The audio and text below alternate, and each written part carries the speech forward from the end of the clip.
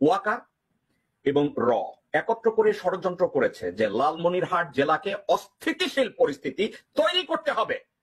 এমন অস্থিতিশীল পরিস্থিতি তৈরি করবে যাতে করে বিদেশি চাইনিজরা বা কেউ এসে ওখানে কোনো প্রজেক্টে কাজ করতে না পারে। মূল বিষয়টা কি জানেন? লালমনিরহাটে চাইনিজ এই এয়ারপোর্টের রিওপেন করার কাজটাকে যে কোনো মূল্যে বন্ধ করতে হবে। ওয়াকারুজ্জামান বলছে ওখানে চায়নাকে কাজ করতে সে দেবে না। কেন দেবে না? ঠিক ভারতীয় স্বার্থে। ওয়াকারের শক্তি কি? চুপ্পু। ওয়াকারের শক্তি কি? শিরিন শারমিন। ওয়াকারের শক্তি কি? 30 থেকে 40 জন জেনারেল আছে তার ফেভারে। রোহিঙ্গাদেরকে যাতে মায়ানমারে ফেরত দেয়া না হয় এই জন্য জেনারেল ওয়াকারুজ্জামান, বিএনপির কিছু নেতা এবং র একত্রে ষড়যন্ত্র করলো ডক্টর খলিলের বিরুদ্ধে। তারা বলল করিডোর দেওয়া হচ্ছে, করিডোর দেওয়া হচ্ছে। এই আলাপ আলোচনা করে রোহিঙ্গাদেরকে যাতে ফেরত দেওয়া না হয় এই ব্যবস্থাটা তারা তৈরি করে রেখেছে। ভারত জেনারেল ওয়াকারকে সমর্থন দিচ্ছে। ওয়াকার এবং আরো 30-20-30 জন 40 রোহিঙ্গারা যাতে রাখাইনে ফেরত না যায়, কারণ অলরেডি ভারত ওখানে একটা ট্রানজিট তৈরি করে ফেলেছে। ওখানে মিলিয়ন মিলিয়ন ডলার খরচ করেছে ভারতের ইনভেস্টমেন্টকে কাজে লাগানোর জন্য। ওয়াকারের উপরে তারা ইনভেস্ট করছে। ষড়যন্ত্র করছে বাংলাদেশের কয়েকজন জেনারেল মিলে যাতে এই রোহিঙ্গারা আর কোনোদিন রাখাইনে ফেরত যেতে না পারে, কারণ রাখাইনে যদি ফেরত যায় তাহলে ভারতের এই ইনভেস্টমেন্ট মাঠে মারা যাবে। আজকের এই বিষয়টাকে আমি কেন টানলাম অন্য একটা কারণে।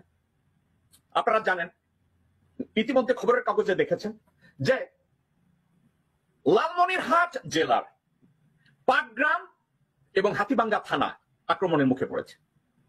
বাংলাদেশে এত জেলা এত বিভাগ থাকার পরে রংপুর বিভাগের লালমনিরহাটে হঠাৎ করে এই হামলাটা কেন হলো? আপনারা কি কেউ একবার চিন্তা করতে পেরেছেন? আমি আপনাদেরকে দেখাই।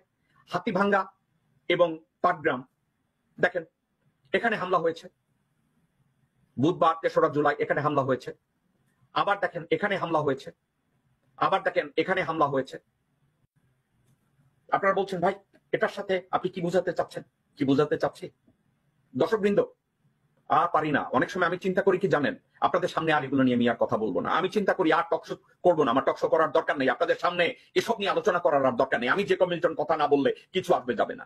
বিরক্ত হয়ে যায়, যেগুলো নিয়ে আর কথা বলার দরকার নেই। অন্তর্বর্তীকালীন সরকার অর্থাৎ ডক্টর মোহাম্মদ ইউনূস এবং ডক্টর খলিল চিন্তা করলেন চায়নাকে দিয়ে লালমনিরহাটের যে এয়ারপোর্ট আছে এই এয়ারপোর্টটাকে অ্যাক্টিভেট করাবেন, এটাকে অ্যাক্টিভ করবেন। ওটা এখন বন্ধ আছে। চায়নার সাথে আলাপ আলোচনা করলেন। আলাপ আলোচনা অলমোস্ট কমপ্লিট, যে তারা এসে লালমনিরহাটের এয়ারপোর্টে ওটাকে অ্যাক্টিভেট করার জন্য যা যা করার সেটা তারা করবে। ঠিক আছে, তো চায়না এইভাবে প্ল্যান করছে, ওখানে কাজ করবে, সবকিছু ঠিকঠাক। এর সাথে কারা রইল বোকাপাট, কারা রইল বোকাপাট, ভেঙে ফেল কর রেলপাট, রক্ত জামার শিকল পুজোর ভাষণ বেদি। ওরে ও তরুণ নিশান, ওরে ও তরুণ নিশান, তোর গলায় বিশাল ধ্বংস নিশান, প্রাচীর প্রাচীর ভেদি। কারা